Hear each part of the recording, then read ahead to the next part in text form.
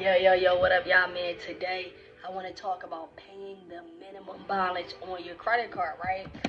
What exactly does that mean? Is it a good thing? Is it a bad thing? Um, so we're just gonna jump right into it, right? Paying the minimum amount due on your credit card means that depending on what your balance statement is, depending on how much you owe, you will be required to pay a certain percentage of that money back, right? So now let's say, for example, you have a credit card, $1,000 limit. You spent about $200 on the credit card. Your minimum may be $35 a month, right? Now, paying that $35 a month means a few things, right?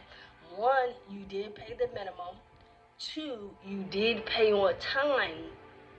And three, depending on how much you owe. So in that example, I said, say the balance is 200. You're paying 35 of that $200 continuously. Now, if you only pay the minimum, you are essentially paying that account balance down slower.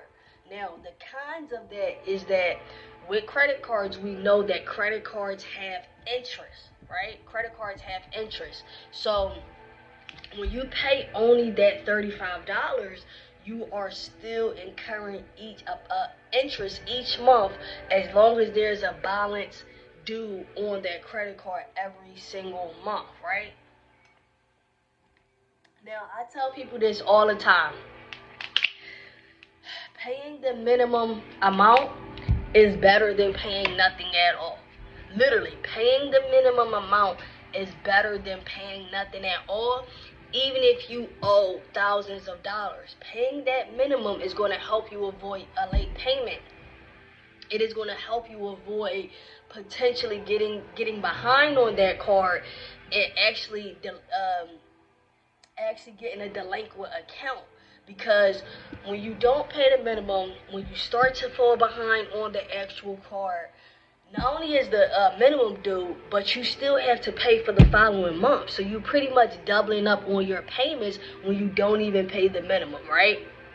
Now, when we talk about interest, when it comes to credit cards, especially during inflation, interest can be very, very costly. So, depending on your financial situation, if you are able to pay more than the minimum, then sure, you should definitely pay more than the minimum. If you are able to pay that balance in full, you should pay that balance in full if you want to avoid interest charges and if you just want to avoid carrying a balance in general, right?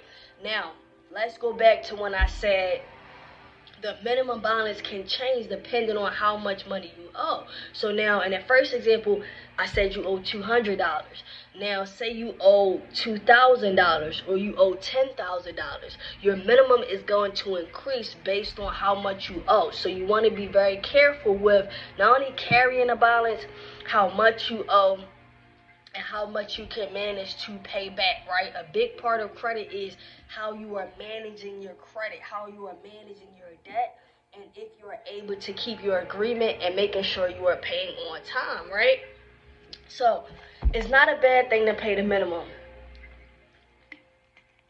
But the bottom line is that it'll most likely cost you more money to pay when you're only paying the minimum balance because of that interest rate. Now, if you got a card that, let's say you had they had a promotion going on, they gave you a zero, zero introductory, you don't have to pay any interest for the first year, for the first 12 months, for the first year, then you may not have to pay interest, right? However, one mistake that we can make as consumers is, okay, say I pay the minimum balance, right?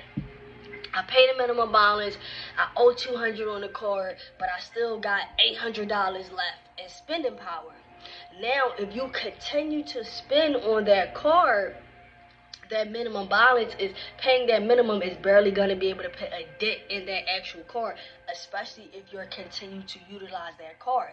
So you went from maybe having a $200 balance to now you went to 300, or you went up to 400, you went up to 500, you went up to 600, and so on, right? But then you're also still only paying the $35. So to sum this up, guys, I pretty much think that it's important to base how much you should pay, one, based on your affordability, right? How much can you afford to pay? And number two, how much do you owe? And how quickly are you looking to pay that card down? Now, everybody's situation is different, right?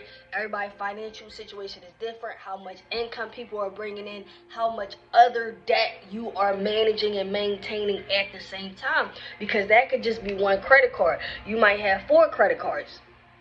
You might have an installment loan. You might have a student loan. You might have a mortgage. You might have a car note.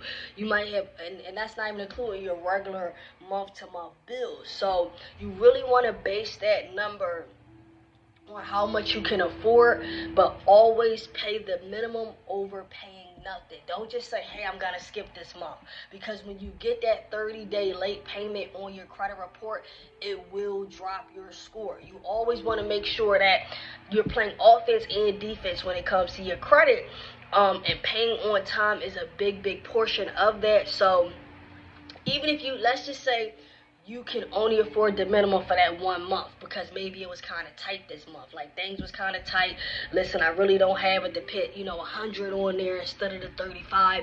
Then pay the minimum, and then the next month you can double up. You can pay 100. You can pay 50.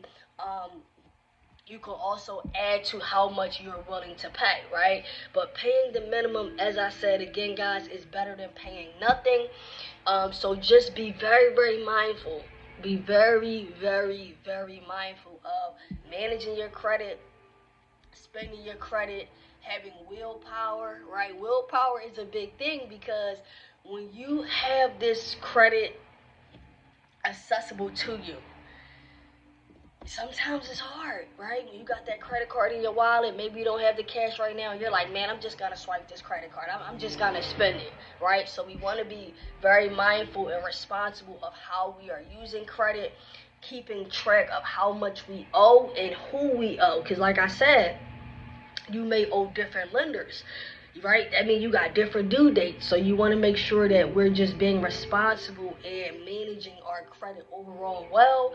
Pay the minimum more than paying nothing. It is a better choice. If you can pay more, you should, man. So that's pretty much how I'm going to sum up this quick video on paying the minimum balance, man. Visit the website if you need a free consultation, preciouscredit.net. I want you guys to like, subscribe, comment if you find my videos useful, and I'm going to see y'all next time. Peace.